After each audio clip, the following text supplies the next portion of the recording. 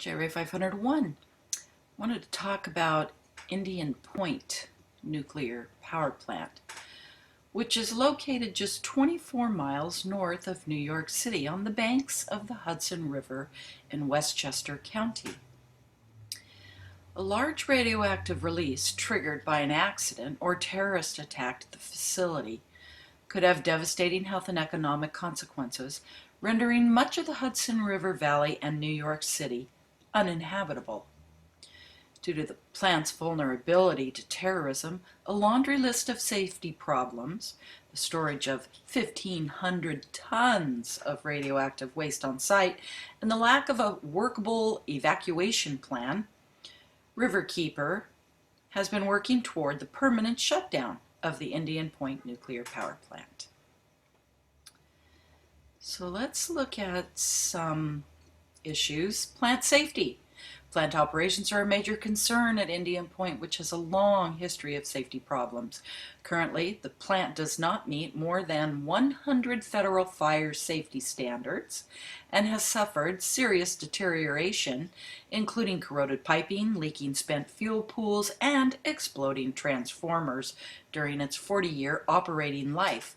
Moreover, in the wake of Japan's Fukushima nuclear meltdown, the NRC has rated Indian Point the most earthquake vulnerable nuclear facility in America. Indian Point has one of the largest stockpiles of spent fuel in the U.S. Approximately 1,500 tons of radioactive waste is stored in densely packed pools at Indian Point. No containment structures exist over the spent fuel pools, leaving them vulnerable to sabotage. If Indian Point is relicensed, this was back in 2010, an additional 1,000 tons of highly radioactive waste will be produced and stored at the site indefinitely. Since the 1990s, radioactive contaminants, including highly toxic strontium-90 and cesium-137, as well as tritium, have been leaking from Indian Point's spent fuel pools into the groundwater and the Hudson River.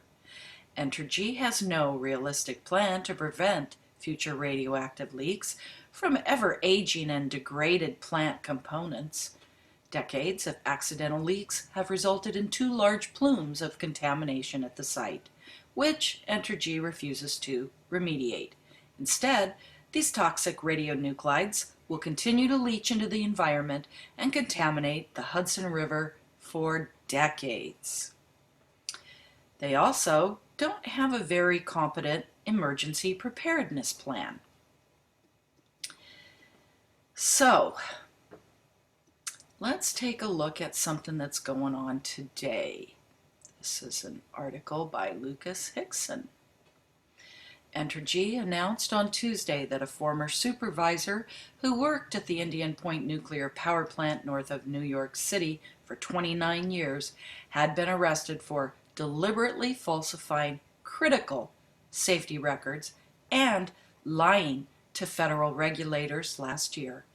The utility said that Daniel Wilson, age 57, who was in charge of ensuring compliance in critical safety areas, falsified tests and records related to the quality of fuel in backup tanks for the emergency diesel generators installed at the nuclear power plant, which are necessary to prevent core damage in the event of the loss of power.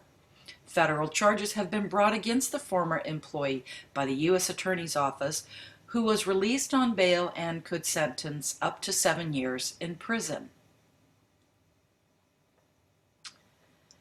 He was in charge of ensuring compliance in critical safety areas. And yet he chose to put a minimum of 50 million people in New York in danger of their lives. Not just from something going wrong. And he's only going to get 7 years. And he'll probably do less than that. Each emergency diesel generator has its own fuel tank called the primary fuel tank and has the ability to take additional fuel from one additional reserve fuel tank on site. The criminal complaint filed against Wilson, who was the chemistry manager at Indian Point between 2007 and 2012, said that the tests of the diesel fuel taken on June 17, 2011, from the reserve fuel tank showed particulate matter concentrations which exceeded NRC limits. Again, on November 18th of the same year, a sample was taken from another primary fuel tank, was found to be non-compliant with the NRC limits. And on December 1st of 2011, another sample was taken from the reserve fuel tank that was again in excess of federal safety regulations. A few weeks later, in January and February of 2012, Wilson was questioned by other Indian Point employees while conducting a self-assessment in preparation for an NRC inspection.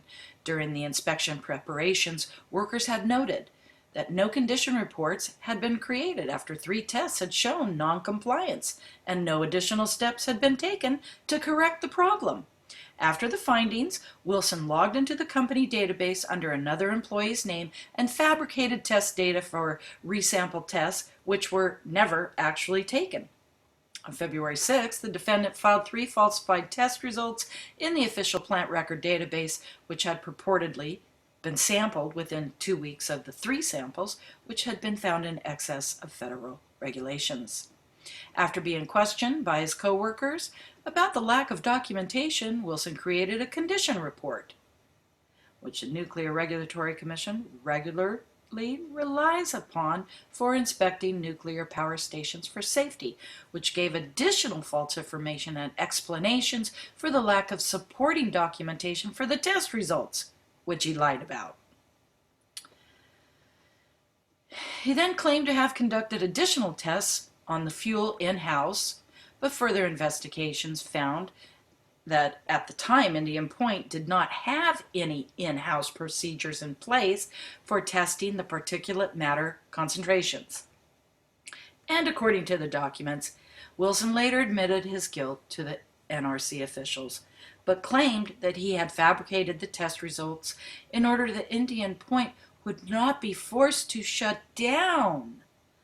Wilson is charged with fabricating resample tests, which were used to argue that the fuel was within federal regulations, and lying to other employees about the matter.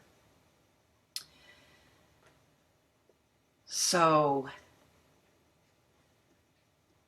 at what point do you back off from people who are paying you mega dollars? At what point do you grow a heart, look at your grandchildren in the eyes, and realize that you could kill them, kill everybody you love, and that wouldn't matter?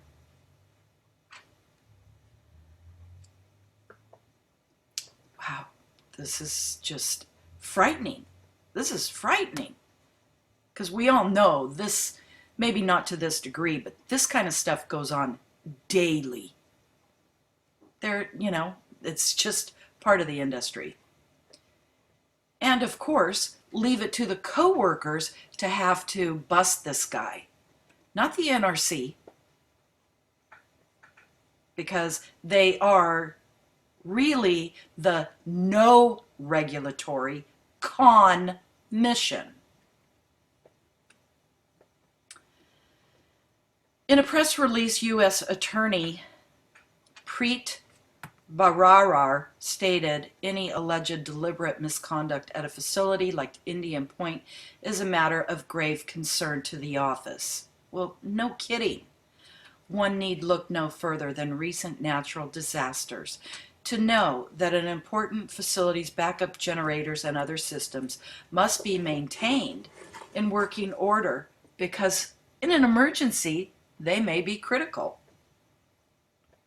While Entergy has claimed that the findings were discovered by employees at the nuclear power plant, they were really found during the period while workers were preparing for a pending NRC inspection, when they knew that federal regulators would want to look at the diesel fuel due to the 2011 findings. During those preparations, Indian Point workers were unable to locate the necessary documentation for the resampling because resampling had never actually been done.